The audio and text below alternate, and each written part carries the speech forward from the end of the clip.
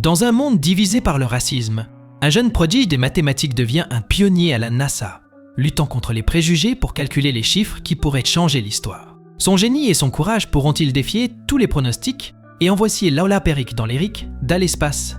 C'est la puissante histoire vraie de Hidden Figures.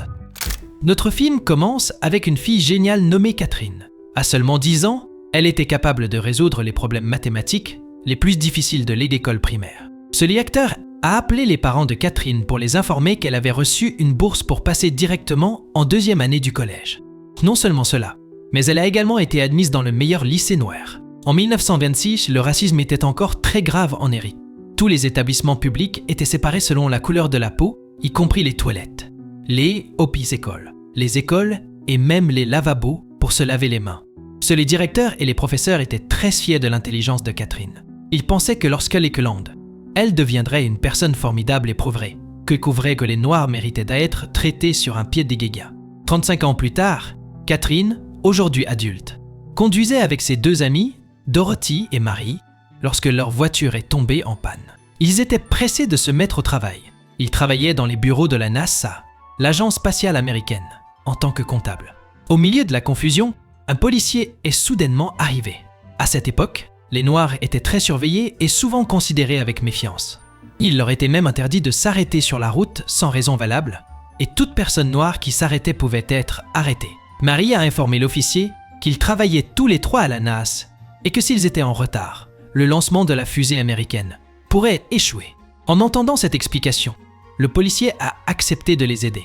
Au bureau de la NASA, des employés du gouvernement regardaient les informations concernant le lancement imminent d'une fusée par la Russie. Cette nouvelle a irrité l'envoyé présidentiel, qui a exigé qu'Harrison, le chef de la NASA, développe rapidement une fusée pour concurrencer la Russie. En arrivant au bureau, les 3 femmes se sont immédiatement mises au travail, alors qu'ils distribuaient les tâches.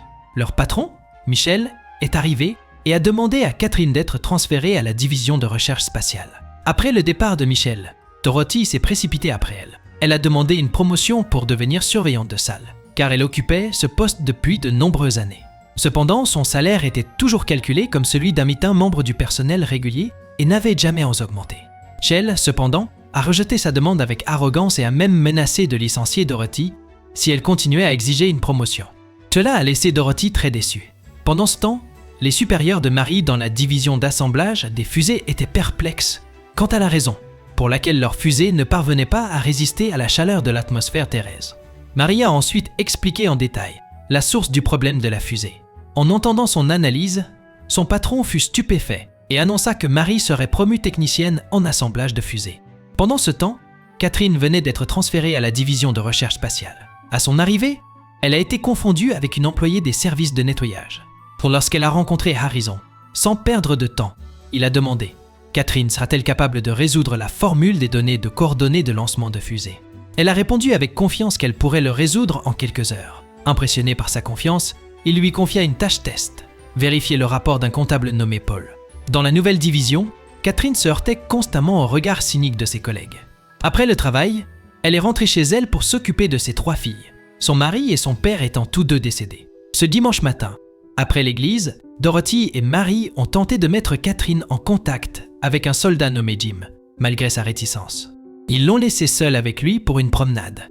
Au cours de leur conversation, Jim a fait remarquer qu'il ne s'attendait pas à ce que la NASA accueillisse des employés noirs. Offensée, Catherine a répondu calmement, mais fermement que la NASA l'avait embauchée parce qu'elle était la première étudiante noire à recevoir une bourse pour la meilleure université blanche de Virginie. Seul de long, au travail, Catherine est en train de chercher un café et a vu une petite cafetière étiquetée spécifiquement pour les employés noirs. Dans son cœur, elle a décidé d'être patiente et est retournée au travail. Peu de temps après, Paul lui remit un dossier contenant la formule. En l'examinant, elle remarqua qu'il était couvert de gribouillages, apparemment destiné à semer la confusion et à entraver sa progression. Cependant, Catherine n'y a pas abandonné. À la lumière d'une lampe, elle a déchiffré les gouillages et a découvert que les données correspondaient aux informations sur le tableau blanc, bien qu'obscurci. Elle a décidé de travailler directement au tableau. Plus tard, alors qu'ils étaient aux toilettes, Harrison, Paul et toute l'équipe de recherche remarquèrent les calculs de Catherine. Ils ont été émerveillés par son travail. Un soir, Dorothy a organisé une fête chez elle où Catherine a de nouveau rencontré Jim. Jim s'est sincèrement excusé pour ses remarques précédentes. reconnaissant que ses paroles l'avaient peut-être blessé. Il l'a invitée à partager une danse romantique en guise de réparation. Touchée par sa sincérité, Catherine commença à s'habituer à lui. Cependant, leur danse a été interrompue par une nouvelle à la radio. La Russie avait réussi à lancer une fusée, complétant ainsi une orbite complète de la planète. La célébration lors de la fête s'est transformée en silence, alors que tout le monde envisageait le défi à venir. Tôt le lendemain matin, Harrison a annoncé que tous les employés de la NASA devraient faire des heures supplémentaires jusqu'à ce que leur fusée soit lancée avec succès dans l'espace. Malgré leurs efforts continus au cours des jours suivants, les essais de fusées ont continué à échouer. Le lendemain, la NASA a introduit une machine sophistiquée pour calculer automatiquement les coordonnées d'un point à l'aide d'une formule.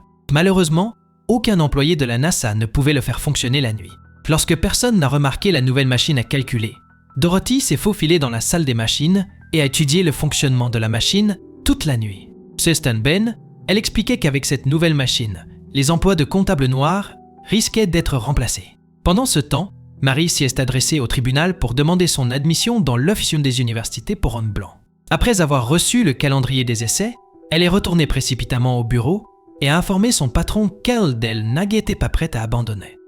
Elle était déterminée à faire de son mieux pour entrer dans une université pour hommes blancs et devenir ingénieure en fusée. Quelques jours plus tard, Marie a remarqué que Catherine partait souvent pendant les heures de travail, même si ce n'était pas l'heure des pauses. En voyant Catherine revenir trempée, elle devint très inquiète. Elle se demandait pourquoi Catherine devait quitter son travail chaque jour pendant près de 40 minutes. Les larmes aux yeux, Catherine exprima enfin la frustration qu'elle retenait depuis si longtemps. Elle a révélé que chaque jour, elle passait 40 minutes à pied jusqu'à l'ancien bâtiment de la division situé à 8000 mètres, en talons hauts, juste pour aller aux toilettes car il n'y avait pas de toilettes pour les Noirs dans son immeuble. Les Noirs n'étaient pas non plus autorisés à faire du vélo. Mary se rendit compte qu'Harrison n'avait probablement jamais su qu'il y avait ne serait-ce qu'une cafetière noire séparée dans le bâtiment. Ceci, talentueuse et travailleuse qu'elle soit, les gens la méprisaient toujours à cause de sa peau noire. En entendant son effusion sincère, tout le monde dans la pièce se tut. Après avoir exprimé ses sentiments, Catherine a demandé la permission d'aller à nouveau aux toilettes. Le lendemain, il y a eu du tumulte dans le bâtiment de la NASA. Harrison a brisé la signalisation noire qui avait été affichée sur les toilettes des bâtiments de la NASA. Avant de partir, il a déclaré « À la NASA, nos urines sont toutes de la même couleur. » À partir de ce moment, il n'a eu place de toilettes séparées pour les salariés noirs et blancs. Quelques mois plus tard, la période d'essai prenait fin. Le 5 mai 1961, les États-Unis ont lancé leur première fusée officielle, qui a réussi à voler dans l'espace. Les Américains ont célébré cet exploit et les créateurs de la fusée de la NASA ont reçu un prix des mains du président Kennedy.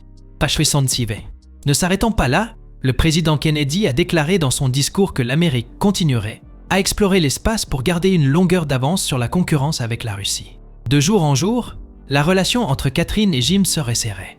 Au bureau, Catherine a demandé l'autorisation de travailler sur la formule de calcul du prochain projet de lancement de fusée. Bien que Paul se soit initialement opposé à son implication, Harrison a décidé de lui faire confiance sur la base des résultats de ses travaux antérieurs. Après 47 jours dans l'espace, l'astronaute est revenu sur Terre. Cependant, lors de l'atterrissage, la fusée a été endommagée et a coulé dans la mer. Ses responsables gouvernements ont été profondément déçus. À la suite des dégâts, la fusée, financée par l'agarge des contribuables, a coulé au fond de la mer. Ils ont exigé qu'Harrison perfectionne la fabrication de la prochaine fusée.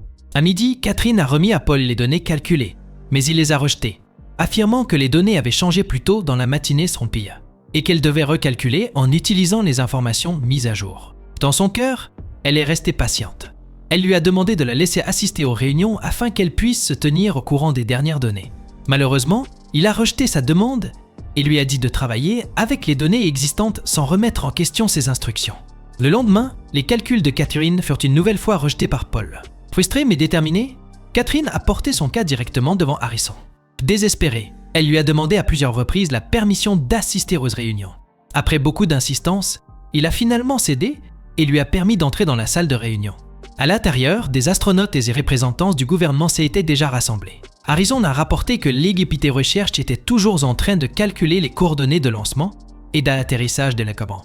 Cependant, les représentants du gouvernement n'étaient pas satisfaits de ces vagues mises à jour et ont exigé des chiffres plus précis. À court de mots, Harrison fait appel à Catherine pour qu'elle calcule les données sur place, devant tout le monde. À la surprise générale, Catherine a résolu la formule complexe qui avait dérouté les autres pendant si longtemps, en la complétant en quelques minutes seulement. La salle était remplie d'admiration pour son génie. Harrison a assuré avec désinvolture aux responsables que les données finalisées seraient prêtes dans quelques jours. Pendant ce temps, après avoir longuement étudié la machine à calculer automatique de la NASA, Dorothy a finalement décidé de la tester. Ce jour-là, elle a secrètement fait fonctionner la machine pendant qu'elle fonctionnait. Soudain, 2 agents sont entrés dans la pièce et ont été confus. Ils se demandaient pourquoi la machine fonctionnait alors que personne d'autre ne savait comment la faire fonctionner. Même Sayles ne pouvait l'accuser de rien. La bande des policiers a signalé les incidents à ses supérieurs. Au lendemain, Michelle a approché Dorothy. Elle a informé que son patron voulait qu'elle utilise la calculatrice de la NASA et licencie tous les autres comptables noirs. Cependant, Dorothy a tenu bon. Elle n'a accepté ce poste que si tous les autres comptables noirs pouvaient continuer à travailler avec elle. À contre-cœur, Michelle a accepté ces conditions. Le soir du premier jour d'université de Mary, sa présence a sémé la confusion parmi les professeurs. Ils ont été choqués de voir une femme noire dans leur classe. Mary a expliqué avec confiance qu'elle était légalement inscrite sur le campus. Le lendemain, Harrison a informé Catherine que la calculatrice automatique de la NASA serait bientôt pleinement opérationnelle. En conséquence, la division de recherche spatiale n'en a plus besoin de ses compétences en mathématiques. Catherine reçut l'ordre de retourner dans son ancienne division et de rejoindre les autres comptables noirs. Même si elle avait le cœur brisé, elle a accepté la décision sans protester. Avant de partir, la secrétaire d'Harrison a remis à Catherine un collier de perles. Il s'agissait d'un souvenir conçu collectivement par les employés de la division de recherche en guise de remerciement pour ses contributions exceptionnelles. Quelques jours plus tard, après son retour à l'ancienne division, la fête de mariage de Catherine eut lieu. Le 20 février 1962, le deuxième lancement de fusée américain a eu lieu et a été diffusé sur toutes les chaînes de télévision et de radio. Cette fois, la mission américaine ne consistait pas seulement à voler dans l'espace mais à orbiter autour de la Terre, tout comme la Russie l'avait fait auparavant. Dans la salle d'opération, Harrison a demandé à Paul pourquoi les données de comptage des machines d'aujourd'hui différaient de celles d'hier. Il a ensuite contacté les astronautes pour les informer de cette divergence de données. En apprenant la nouvelle, l'astronaute a demandé que Catherine soit appelée immédiatement. Et il faisait confiance à la femme noire, parce qu'il avait pu constater par lui-même avec quelle précision Catherine effectuait ses calculs. Si après recalcul, elle confirmait que les coordonnées étaient exactes, il poursuivrait la mission. Cependant, s'il y avait une erreur, la mission serait interrompue. Harrison a ordonné à l'un de ses collaborateurs de se dépêcher et de retrouver Catherine. En courant vers le bâtiment de la division, l'ancien collègue de Catherine, le comptable, a enfin compris l'épuisement que Catherine devait ressentir chaque jour en courant puis y mettre rien que pour aller aux toilettes. Pendant ce temps, les astronautes se dirigeaient vers la fusée. Lorsque l'équipe de Horizon atteignit la division, ils remirent rapidement les coordonnées à Catherine et l'exhortèrent à tous calculer le plus rapidement possible dans une course contre la montre. Après avoir terminé ses calculs, Catherine a immédiatement couru vers le poste de l'opérateur. Alors que Catherine se préparait à partir, Harrison apparut soudainement et l'invita à entrer. Pour la première fois de sa vie, elle a découvert l'atmosphère de la salle des opérateurs de la NASA. Harrison a ensuite signalé aux astronautes que les coordonnées recalculées par Catherine correspondaient parfaitement, permettant ainsi à la mission de se poursuivre. Des images de Cap Canaveral montrent la fusée lancée avec succès dans l'espace. L'astronaute John Glenn a rapporté que tout semblait bien depuis le vaisseau spatial. De retour dans le bâtiment des employés noirs, Dorothy se préparait à rentrer chez lorsque Michelle l'a approchée avec une lettre officielle la nommant à la tête de la division des machines à calculer. Dorothy n'était plus la subordonnée de Michelle et, en signe de respect, Michelle l'a appelée Madame Worm pour la première fois. Sort passèrent et la mission en orbite autour de la Terre fut un succès. Un voyant lumineux indiqua bientôt que la fusée devait descendre immédiatement. Cette situation urgente a été retransmise en direct à la télévision et à la radio. Cependant, lors de la rentrée, le bouclier thermique protégeant le vaisseau spatial a rencontré des problèmes. Amitié 7, tu copies. Sûr, fort et clair, a répondu le Capcom. Malgré les difficultés, les astronautes ont réussi à atterrir en toute sécurité sur Terre. Relish est resté intact, sans dommages majeurs, et l'atterrissage a eu lieu précisément aux coordonnées calculées par Catherine. En entendant cette joyeuse nouvelle, les Américains de tout le pays ont applaudi. Pendant que d'autres célébraient le succès de la mission, Harrison s'est dirigé vers Catherine, lui a dit « Bon travail » et est reparti avec un sourire. En plaisantant, il a demandé « Pouvons-nous tout de suite voler vers la Lune ?» Catherine répondit avec assurance « Nous sommes déjà en route, monsieur. » Et c'est ainsi que cette incroyable histoire touche à sa fin. Vous voulez voir des voyages plus comme celui-ci. Abonnez-vous et découvrez-en davantage ici sur notre chaîne.